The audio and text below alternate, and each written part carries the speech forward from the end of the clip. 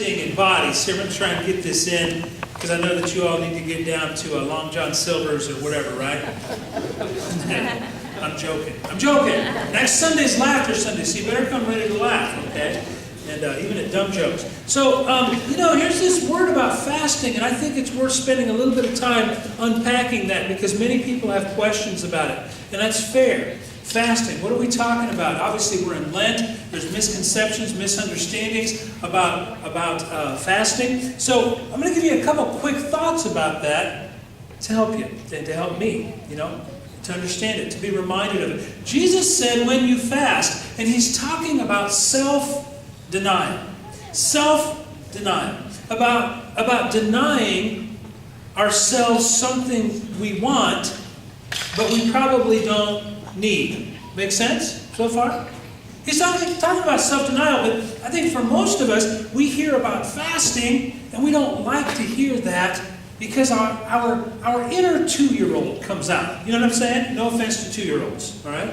But I think of it as, we all have a little inner 2-year-old that lives within us. A couple of weeks ago, I had mentioned, when I was talking about, life is short, and do kinds of things, you need to pay attention to the priorities. And I mentioned the word spiritual crybabies. Anybody remember me mentioning that? Spiritual crybabies. That's all right. I know it's week to week. So anyway, spiritual crybabies.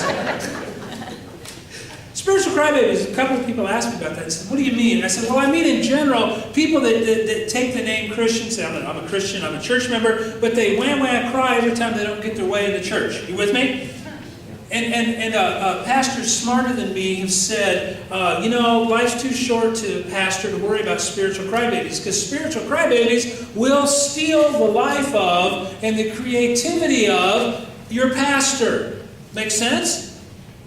Somebody that just wham-whams every time they don't get their way and causes problems and stirs up. And as the church grows, we always have to be on our lookout for people who want to divide us. Now that's how sometimes the 2-year-old comes out in us. The 2-year-old that we all have inside of us, though, comes out when we hear about fasting. And we go, no, right? Like, this is 2-year-old, so fit. One and only Will Defoe, see that? Yeah. But you don't do that anymore, I know. Our inner 2-year-old comes out when we hear about fasting, when Jesus talks to us about, denying ourselves, because our inner 2-year-old is kind of like the seagulls on the movie Finding Nemo. Do you all see that? Remember the seagulls? What did they say? Mine, mine, mine, mine. That's the mindset of a 2-year-old. Nothing against 2-year-olds. But 2-year-olds have a real simple, basic mindset that says, kind of like this: if I like it, it's mine. Right?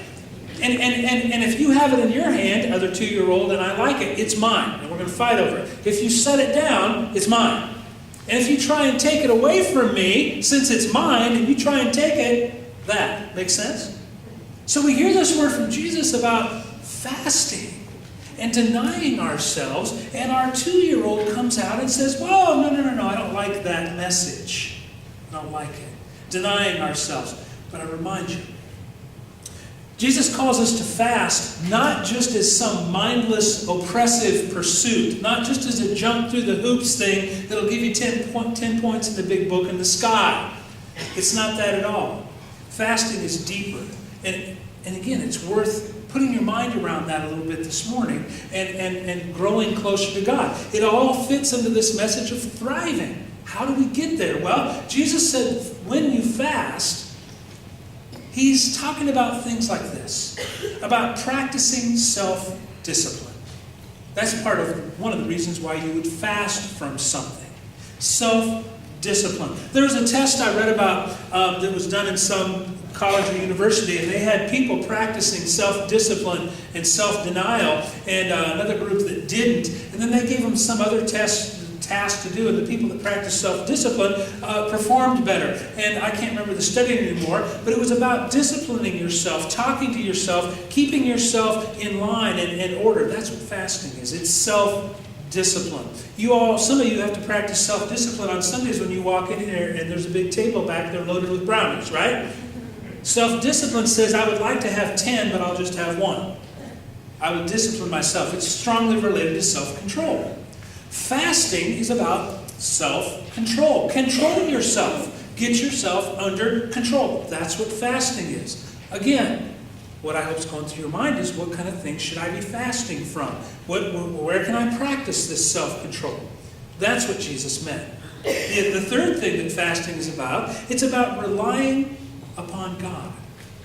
It's about little ways, gentle ways to remind us that we need God. We need to please God. We need to love God, and we need the power of God in our lives more than we need anything else. Fasting is a way to remind us of that. We need God. We need God more than some of those pacifiers that we pick up to satisfy our inner 2-year-old, right? The distractions, the screens, the alcohol, the drugs, the food, the shopping, the gambling. I mean, the list is a long, long one, but that's part of what Jesus meant.